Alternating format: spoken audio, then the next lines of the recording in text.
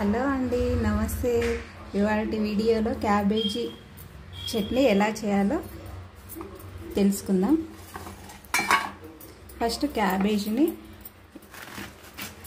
ఇలా పెద్ద పెద్ద ముక్కలుగా కట్ చేసుకోవాలి. ఇది చట్నీ కాబట్టి చిన్న చిన్న ముక్కలు ఏం అవసరం లేదండి. ఇలా పెద్ద పెద్ద ముక్కలుగానే చేసుకోవచ్చు.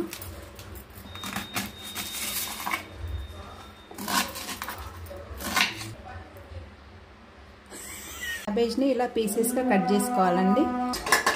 స్టవ్ ఆన్ చేసుకొని పల్లీలు, ఉప్పు, పసుపు, నూనె, పోపుకి కావాల్సిన ఐటమ్స్ అండి అన్ని పోపు దినుసులు, మిర్చి, వెల్లుల్లి, కరివేపాకు, కొత్తిమీర. క్యాబేజీ చట్నీకి కావాల్సిన ఇంగ్రీడియంట్స్ ఇవండి. ఓకేనా?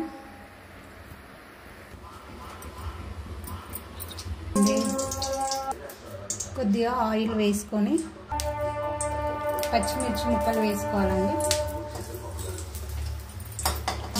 పచ్చిమిర్చి వేసుకొని కొద్దిగా ఫ్రై చేసుకోవాలండి.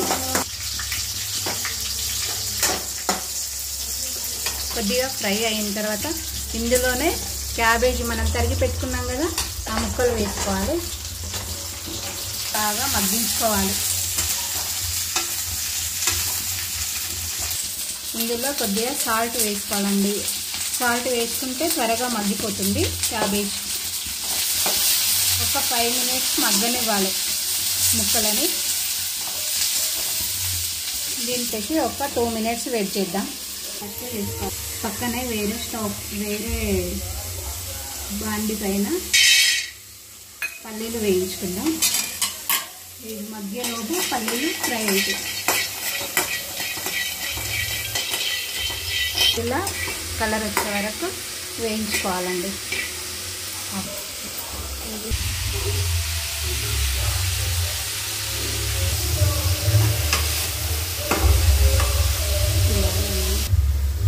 కొద్దిగా ఆయిల్ వేసి కొబ్బరి ముక్కలను కూడా కొద్దిగా ఫ్రై చేసుకుందాం.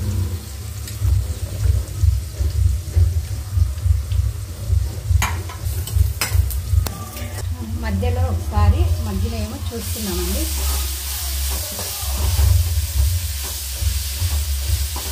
ఓకే, ఇంకో 1 minute. 2 టమాటాలు కూడా వేసుకోవాలండి. చట్నీ టేస్టీగా వస్తుంది. ఇప్పుడు ఈ టమాటా ముక్కలని ఇందులో వేసుకుందామండి. ఇప్పుడు ఇవి మగ్గే వరకు ఇంకొక 1 minute వేయించుకోవాలి. ఇందులో 1 స్పూన్ పసుపు వేసుకుందామండి. ఓకే, ఇలా కలర్ వచ్చేందుకు ఇందులో కొద్దిగా కరివేపాకు, కొద్దిగంత కొత్తిమీర వేసుకుందామండి. వేసుకొని కలపాలి.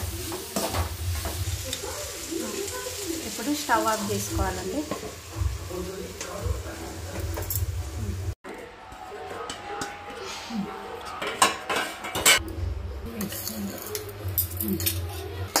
నెక్స్ట్ ఇందులో ఇవి వేసుకుందాము.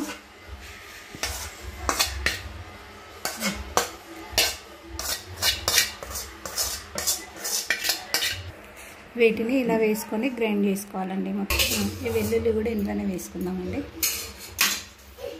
చూడండి, ఇలా మెత్తగా, కొంచెం మరీ మెత్తగా కాకుండా లైట్గా బరకగా ఉండేటట్టే మిక్సీ చేసుకోవాలండి. వేసుకొని మనం చట్నీకి పోపు పెట్టుకుందామండి. కొద్దిగంత ఆయిల్ వేసుకొని అందులోనే పోపు దినుసులు, ఎండుమిర్చి,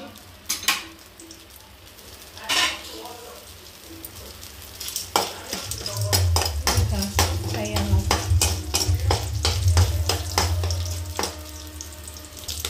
కాస్త ఫ్రై కానివ్వండి, గోల్డెన్ రంగులోకి రావాలి. వేసుకోవాలి కొత్తిమీర. ఓకే అండి, ఇప్పుడు స్టవ్ ఆఫ్ చేసుకొని మనం మిక్సీ పట్టుకున్నాం కదా,